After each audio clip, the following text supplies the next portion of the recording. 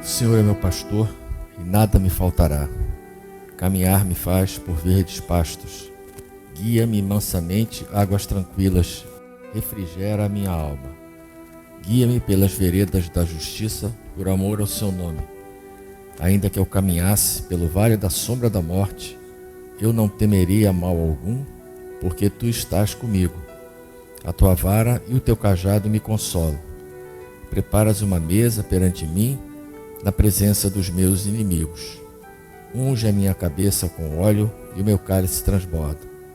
Certamente que a bondade e a misericórdia me seguirão todos os dias de minha vida, e eu habitarei a casa do Senhor por longos dias. O Senhor é meu pastor e nada me faltará.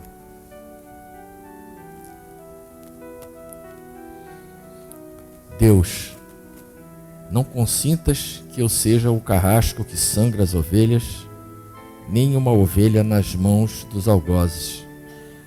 Ajuda-me a dizer sempre a verdade na presença dos fortes, e jamais dizer mentiras para ganhar os aplausos dos fracos. Se me deres a fortuna, não me tires a felicidade. Se me deres a força, não me tires a sensatez. Se me for dado prosperar, não permita que eu perca a modéstia, conservando apenas o orgulho da dignidade. Ajuda-me a apreciar o outro lado das coisas, para não enxergar a traição dos adversários, nem acusá-los com maior severidade do que a mim mesmo. Não me deixes ser atingido pela ilusão da glória, quando bem-sucedido, e nem desesperado quando sentir insucesso. Lembra-me que a experiência de um fracasso poderá proporcionar um progresso maior. Ó Deus, faz-me sentir que o perdão é maior índice da força e que a vingança é prova de fraqueza. Se me tirares a fortuna, deixe-me a esperança. Se me faltar a beleza da saúde, conforta-me com a graça da fé. E quando me ferir a ingratidão e a incompreensão dos meus semelhantes, cria em minha alma a força da desculpa e do perdão. E finalmente, Senhor, se eu te esquecer, te rogo mesmo assim, nunca te esqueças de mim. Pai nosso que estás no céu, santificado seja o vosso nome. Venha a nós o vosso reino. Seja feita a vossa vontade, assim na terra como no céu. O pão nosso de cada dia nos dai hoje. Perdoai as nossas ofensas, assim como nós perdoamos a quem nos tem ofendido. Não nos deixeis cair em tentação, mas livrai-nos do mal. Ave Maria, cheia de graça, o Senhor é convosco. Bendita sois vós entre as mulheres. Bendito é o fruto do vosso ventre, Jesus. Santa Maria, Mãe de Jesus, rogai a Deus por nós, pecadores, agora e na hora de nossa morte. Amém. Senhor da vida, aqui estamos mais uma vez reunidos em Teu nome, elevando as nossas preces, as nossas súplicas, a fim de entrarmos na sintonia dos guias e mentores espirituais que produzem nesse ambiente para nos receber. Pedimos a corrente franciscana, as falanges brancas do universo, a Miguel Arcanjo. Saudamos os orixás da nossa casa, nosso guia-chefe, o Caboclo do Pinambá.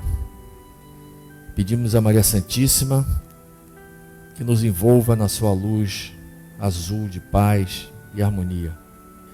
Pedimos ao nosso Mestre Jesus que mais uma vez, através das páginas do Evangelho, nos traga as reflexões indispensáveis e fundamentais para o nosso processo evolutivo. Queremos te pedir, Senhor da vida, por todos aqui presentes, encarnados e desencarnados, por todos os sofredores do corpo e da alma, pelos que se encontram envolvidos em doenças, depressões, processos obsessivos. pelos que enveredaram pela senda do crime, do vício. Pedimos pelos que se encontram encarcerados, presos a leitos de hospitais, pelos que se encontram pelas sarjetas, pelas ruas, sem amparo, sem abrigo, sem sustento. Pedimos também pelas crianças maltratadas, abandonadas, exploradas e abusadas. Que os trabalhadores do mundo maior possam suportar esses pequenos nas suas provas e nas suas expiações. Pedimos também, Senhor, pela paz no nosso mundo, entre povos e nações, entre governantes e governados, pela paz entre as religiões, seus líderes e seus fiéis. Que todos que somos teus filhos possamos escutar o chamado da centelha divina que habita a todos nós e possamos nos dedicar à solidariedade, à fraternidade e à paz universal. Queremos te pedir também, Senhor, pelas crianças da creche Santa Clara e por todos os irmãos que ajudam a manter a creche e os trabalhos sociais da nossa casa.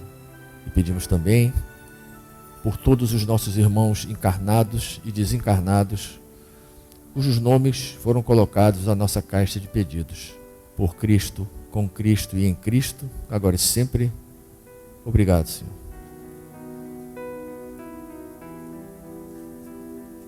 Hoje nós temos o capítulo 16 do Evangelho. Não se pode servir a Deus e a Mamon. Ninguém pode servir a dois senhores, porque ou odiará a um e amará ao outro, ou se prenderá a um e desprezará o outro. Não podeis servir simultaneamente a Deus e a Mamon. Essa passagem é do Evangelho de Lucas. Então aproximou-se dele um jovem e disse: Bom mestre, que devo fazer para conquistar a vida eterna? Respondeu Jesus: Por que me chamas bom? Bom só Deus o é. Se queres entrar na vida, observa os mandamentos. Que mandamentos? Retrucou o jovem. Disse Jesus: Não matarás, não cometerás adultério, não furtarás, não darás falso testemunho, honra a teu pai e a tua mãe e ama a teu próximo como a ti mesmo.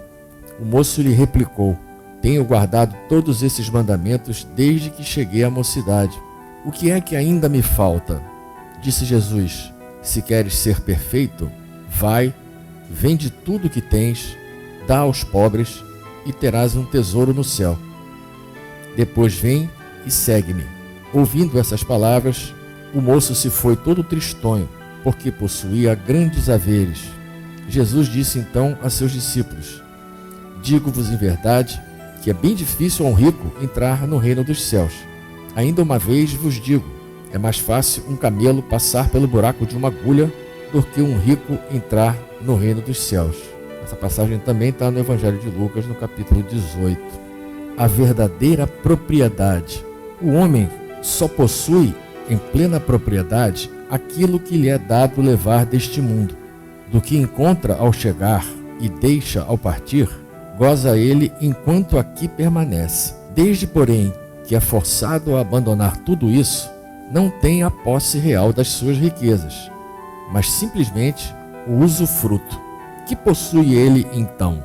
Nada do que é de uso do corpo, tudo o que é de uso da alma, a inteligência, os conhecimentos, as qualidades morais. Isso é o que ele traz e leva consigo, o que ninguém lhe pode arrebatar, o que lhe será de muito mais utilidade no outro mundo do que neste.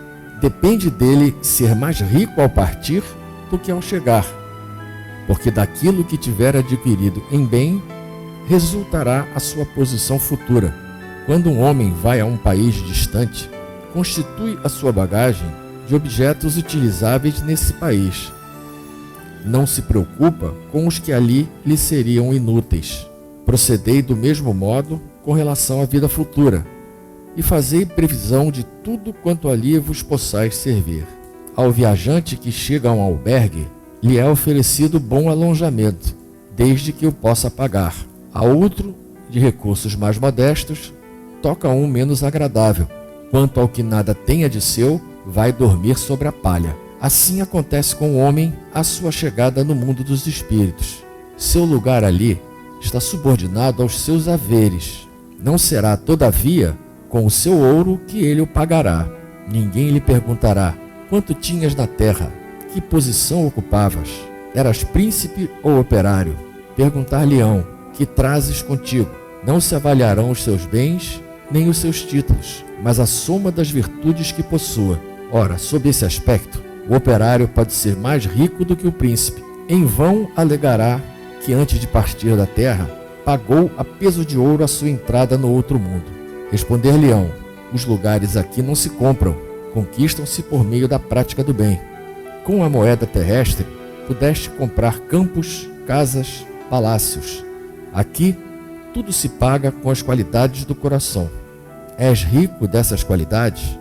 Sê bem-vindo e vai para um dos lugares da primeira categoria, onde te esperam todas as venturas. És pobre delas? Vai para um dos da última, onde serás tratado de acordo com os teus haveres. Essa foi uma comunicação de um espírito que se identificou como Pascal para Kardec a respeito dessa questão do Evangelho, né? Dessa passagem da verdadeira propriedade e do que Jesus quis dizer quando ele afirmou que não se pode servir a Deus e a Mamon. A gente pode hoje, a humanidade já tem entendimento suficiente para isso, a gente conclui que Deus seria a vida espiritual e Mamon seria a vida material. Nós, espíritas, temos consciência de que a nossa vida material é passageira. Ela é uma de várias que nós precisamos experimentar para atingir a nossa perfeição. E a nossa vida espiritual, ela é uma só e ela é eterna, né? Então, o que a gente encontra muitas vezes durante a nossa vida material? Isso quando não acontece com a gente, né? São aquelas pessoas que se dedicam exclusivamente e prioritariamente ao acúmulo de riquezas. No começo do Evangelho até colocou que é mais fácil um camelo passar no buraco de uma agulha do que um rico entrar no reino dos céus. Uma comparação bastante pesada. Depois se descobriu que, na verdade, o camelo que é relatado no texto é uma confusão que foi feita com o termo em hebraico que designava o mesmo termo para camelo e cabo. Então, mas que seja, podemos traduzir assim: é mais fácil uma corda passar no buraco de uma agulha do que o rico entrar no reino dos céus, exatamente porque esse apego à vida material, essa que nós sabemos que é passageira, ele pode comprometer os verdadeiros tesouros que nos servirão quando nós encerrarmos essa vida material e retornarmos para a vida verdadeira, para a vida real, que é a nossa vida espiritual, né? Tem um ditado popular que diz que caixão não tem gaveta, né? Então, aqueles que se dedicam obsessivamente a acumular riqueza, às vezes chegam ao ponto de trabalharem, se dedicarem, se sacrificarem tanto a acumular riqueza, que às vezes nem tem tempo de usufruir da riqueza, né? Alguns até são bem intencionados e dizem: não, eu estou trabalhando para deixar a fortuna para minha família, não se preocupar com nada.